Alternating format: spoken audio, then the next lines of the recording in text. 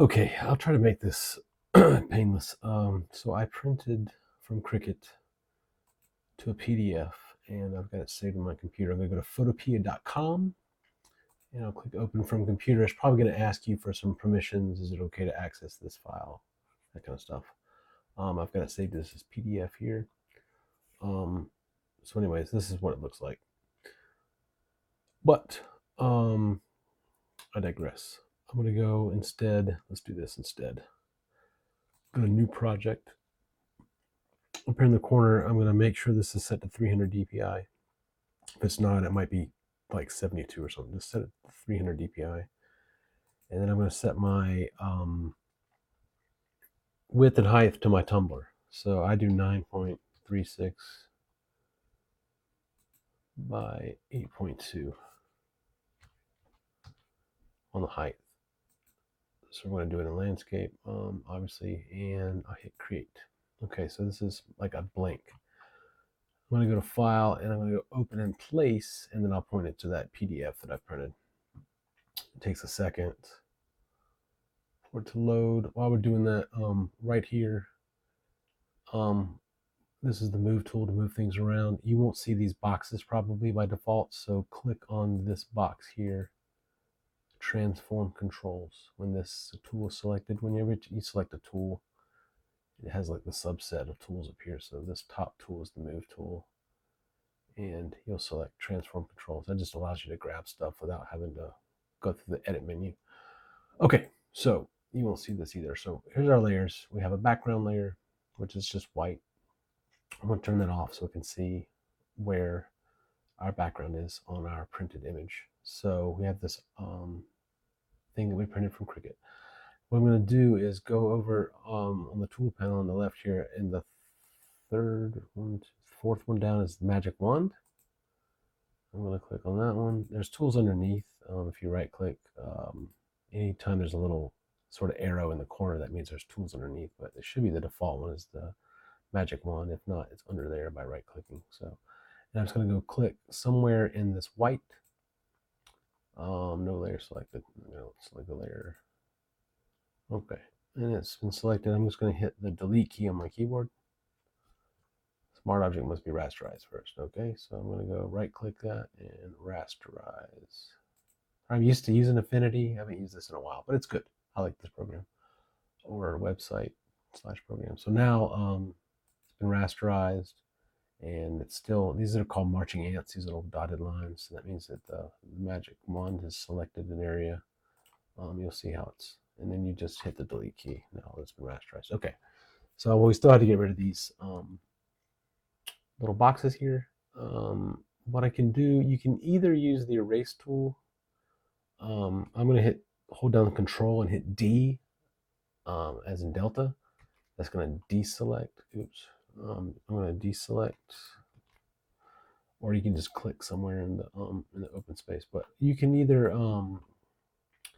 use the marquee tool here, which is the second tool down, and I'm going to hold down the Alt key and zoom in, or you can use this little magnifying glass here if you want. But basically, the Alt key, and you roll your mouse wheel, and it zooms in and out. And then if you click in the mouse wheel, you can move around. If you're somebody that uses a laptop, you don't have that center mouse wheel, just hold down the control key, the space bar, and then you use your click on your mouse or your trackpad or whatever, and that will drag this canvas around. This also works on mobile. It's just a little tedious. So you have two options. You can use the marquee tool and select areas and hit delete, just the same way as we did with the magic wand, just finds edges. This you have to do it manually. You can move it around, but I just do a new, click anywhere to clear your old one and then make a new one. But you can see how this little box, I don't know if you can see that little box, every time I click somewhere it's selecting a new area. You just select the areas you want to delete. Or you can alternatively click to deselect, and then you can go down close to the middle. Here's the eraser tool, and you'll see a dot. I don't know how big yours will be, but you can use next to the P key on your keyboard are the close brackets, and they will the left bracket will make the brush smaller, and the right bracket will make the brush bigger. So it doesn't always catch up real fast on the computer, but you can just use your mouse and paint over those lines as well. Get rid of all the stuff that we don't want anymore. Okay, so now I'm gonna hold down Alt and roll my mouse wheel back to zoom back out. All right, now we need to get this into the right shape and size. So what I'm gonna do is go back to my move tool, and my layer is selected, my autumn layer. So now you can see that the box, the selection box, is right around the edges of the picture, because we don't have that white background, and we don't have those little registration marks from Cricut. So first thing I'm going to do is I'm going to rotate this 90 degrees to the right to get it into landscape. And so I'll just go to Edit, down to Transform, and then rotate 90 degrees. The first one, you'll see a little arrow for clockwise. So I'm going to rotate it clockwise. We got that. So now, a couple ways you can do this, but what I'm going to do, just to make sure it's precise, is with this layer selected, over here by the layers panel and straight up, there's these 3 sliders on the right here. And this is the properties for this layer that you've got selected. And you can see right here the width and the height. Okay. If it's not in inches, you can right click over here where the rulers meet at the top of the page. You'll see the rulers are at the very, very corner. If you right click there, that's where you set your pixels, centimeters, millimeters, blah, blah, blah. So just make sure it's set to inches, and that way when you go to properties, you're going to see it in inches. So with our image selected in the properties, we're going to enter in the dimensions that we want for this tumbler. And aspect ratio, you want to keep that locked, because if you don't, it'll allow you to change like the width, and if you don't change the height, it's going to be all stretched out. And you can do them independently. If there's some tweaking you need to do, you can unlock the aspect ratio if you need to add like point something to one of them but not the other. But for this scenario, since I already know that this image I brought in, when I printed it, it was already in that right aspect ratio because I designed this tumbler. But if yours is not, you can tweak it after, drag it around a little bit. But I'm just going to go to the width, and I'm going to go 9.36. And I'll make my height 8.2, though it doesn't automatically. Now see, it sort of added that 0.6. I don't know why it does that, so I'm going to uncheck it there and just,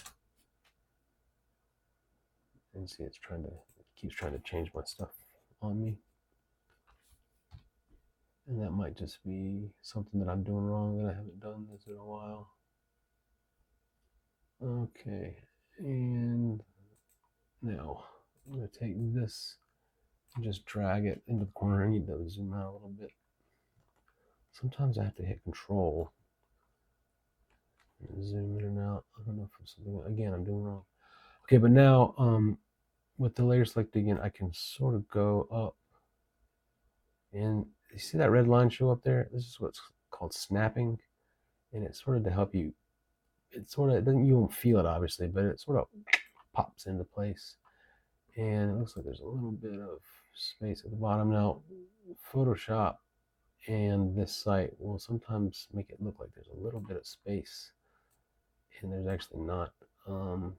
What you can do, and I'm going to do, just for my sanity, is I'm going to go to the crop tool here, crop, and I'm going to go make sure it says fixed ratio, original ratio, and I'm just going to hit the check mark, and it should crop it to the right size. Yeah, it looks like there's some bleed around the edges, but it's really not there. If it bothers you, you can always just make it ever so slightly larger. But see, it's already gotten too big. 9.368 by 8.2, so I wouldn't worry about it too much. It'll print just fine, and you're going to end up trimming that stuff off again anyways when you do your you got to trim it off before you do your wrap.